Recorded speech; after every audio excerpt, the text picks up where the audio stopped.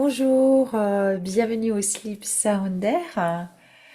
On va donc commencer par un day timer, un exercice que vous pouvez faire la journée pour être de plus en plus calme et pour baisser votre niveau de cortisol la nuit.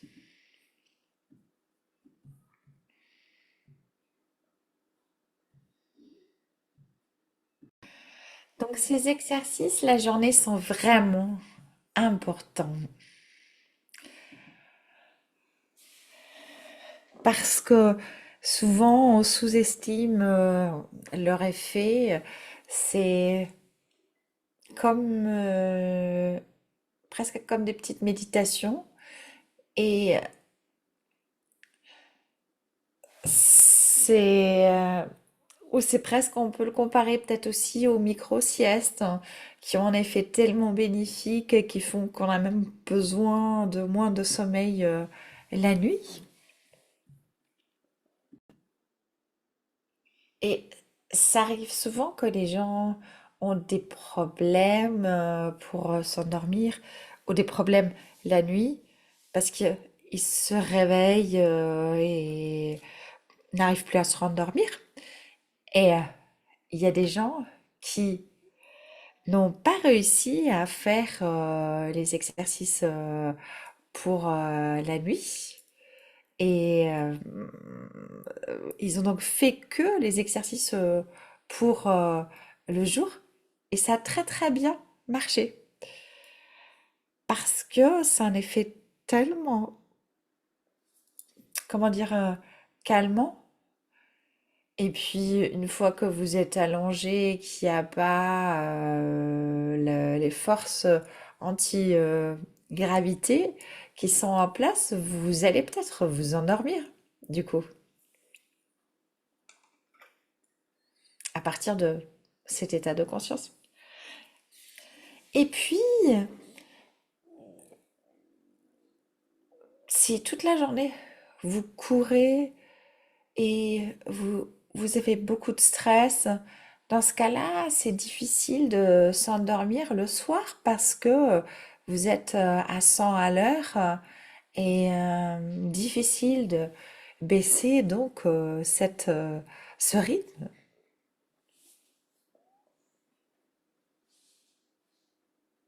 Et,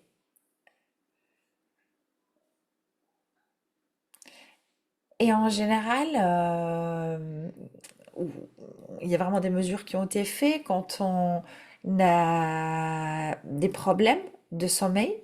Dans ce cas-là, on a plus de stress durant la journée.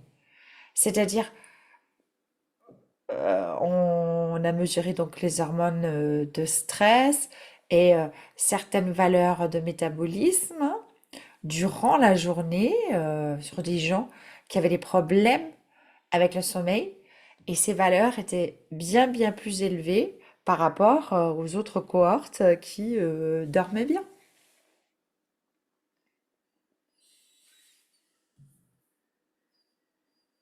Donc c'est tout de suite le matin que ça se mesure. Et vous pouvez peut-être vous observer vous-même.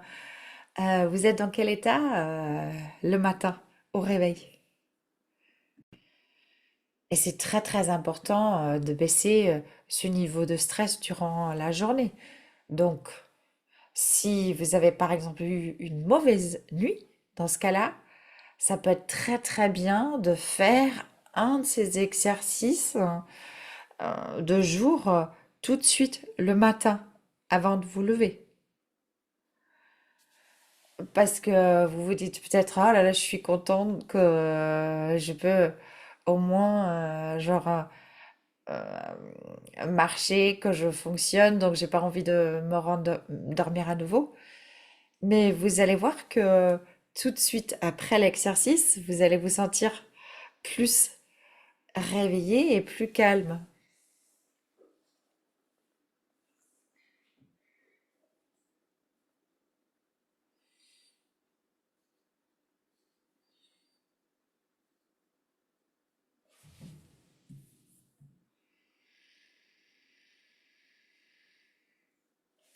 Et puis c'est comme, je sais pas si quelqu'un médite, quand on médite, on a un meilleur démarrage dans la journée. Avec ça, vous aurez aussi un meilleur démarrage dans la journée. Et peut-être que du coup, tu n'auras pas assez taux de stress aussi élevé.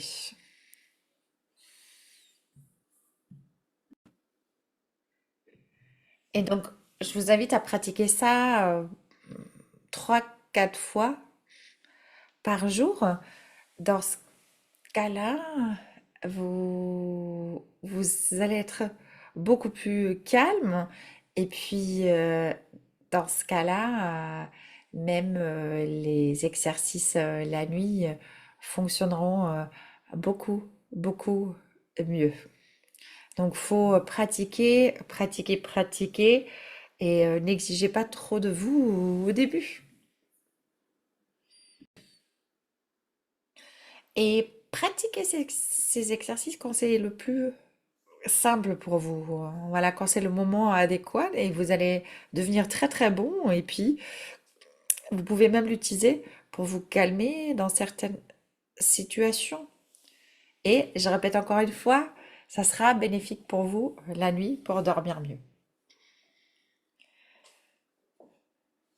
Parce que pour beaucoup de personnes qui ont des problèmes de sommeil, la chambre, le lit, la nuit, etc., sont pas le lieu le plus pacifique pour eux.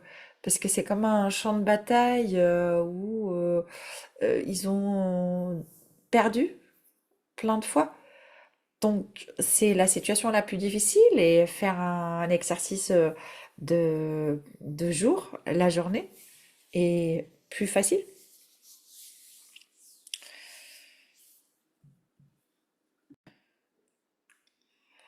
Parce qu'à la nuit, votre cerveau vous dit, oh là là, j'ai vu ça tellement de fois et puis j'ai pas envie.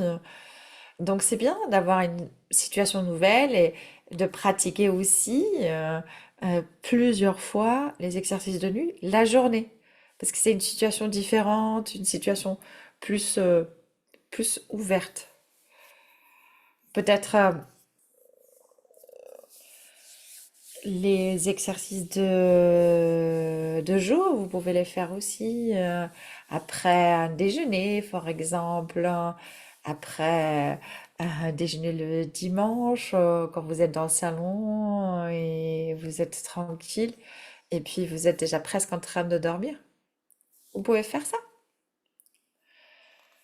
Donc, juste avant de vous endormir, faites 5 fois un exercice de jour.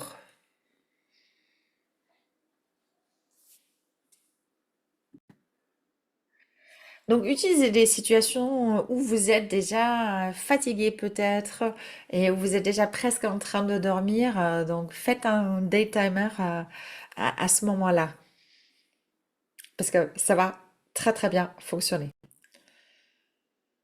Et en fait, c'est complètement innaturel, pas naturel de penser que on va être euh, en train de dormir pendant 8 heures et après tout le reste de la journée, on est super, comment dire, réveillé. C'est pas naturel, hein. Ça, c'est pas le besoin de notre corps, ça, c'est le besoin de notre industrie, des entreprises, etc. Donc, on a été entraîné à faire ça. Donc, avant, il y avait les usines et puis il y avait donc la clochette qui sonnait et puis on arrêtait le travail, on sortait du travail et puis tout était terminé. C'était comme un conditionnement.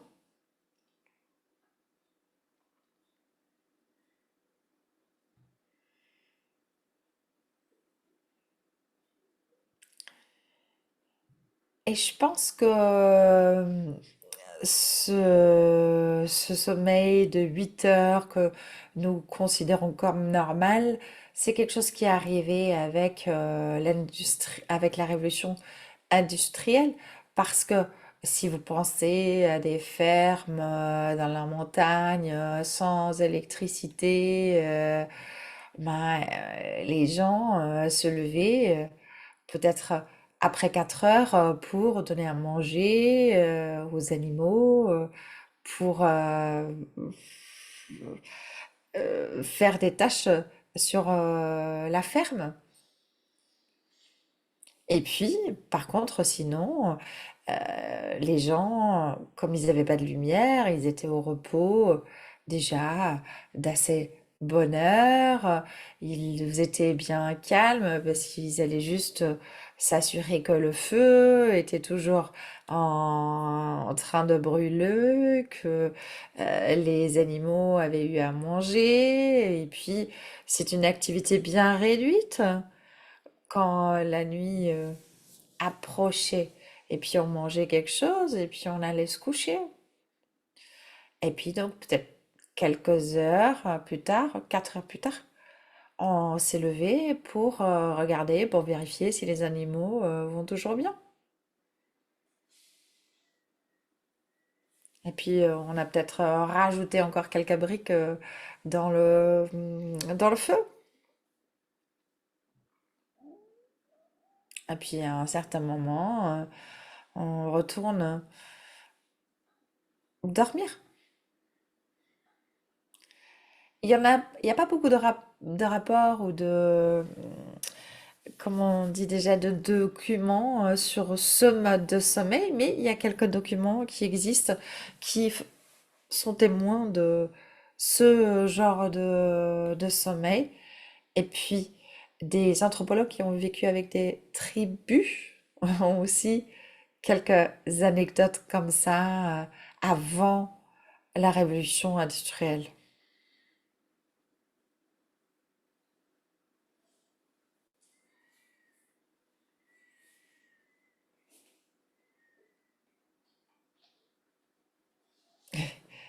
Il y avait par exemple un couple qui avait 18 enfants et puis on avait demandé donc à ses parents comment ils ont réussi à avoir 18 enfants. Alors que pensez-vous?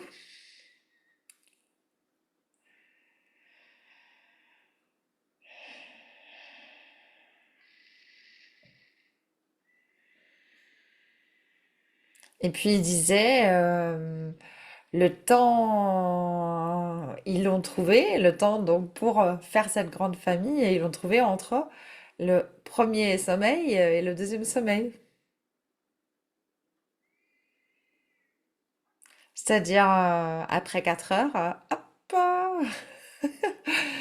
et après, dormir à nouveau.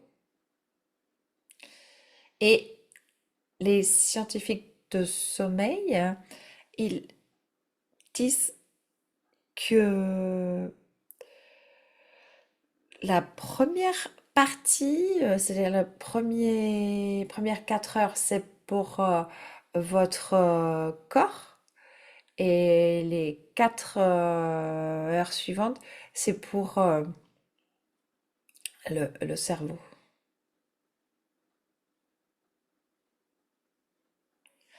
C'est-à-dire toute l'activité où vous faites des rêves, c'est-à-dire la partie où votre cerveau est très actif, hein, bah, devinez quand ça se fait.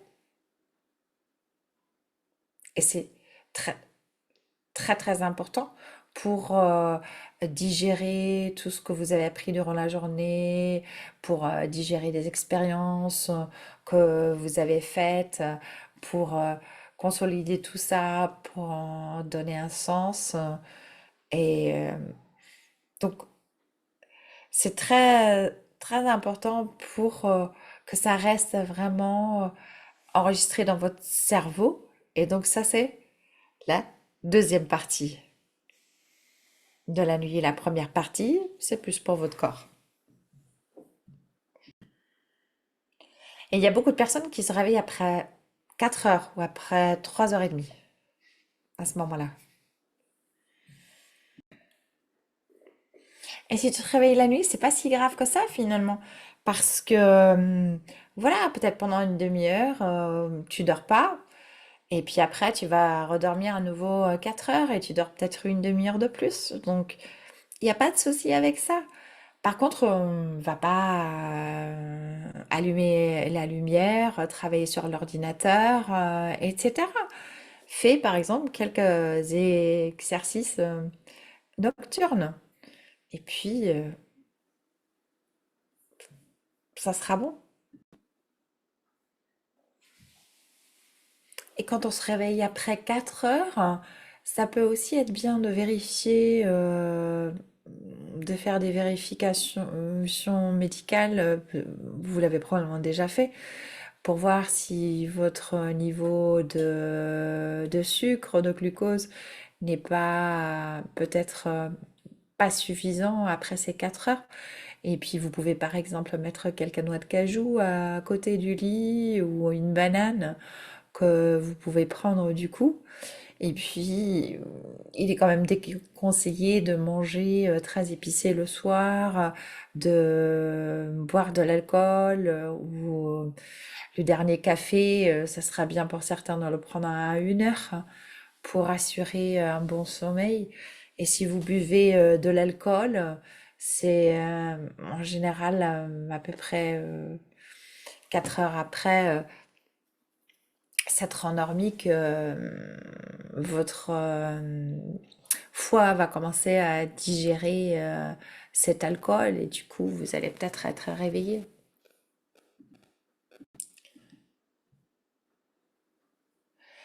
Et puis ça peut aussi être bien de faire du sport par exemple le matin et puis pas la faire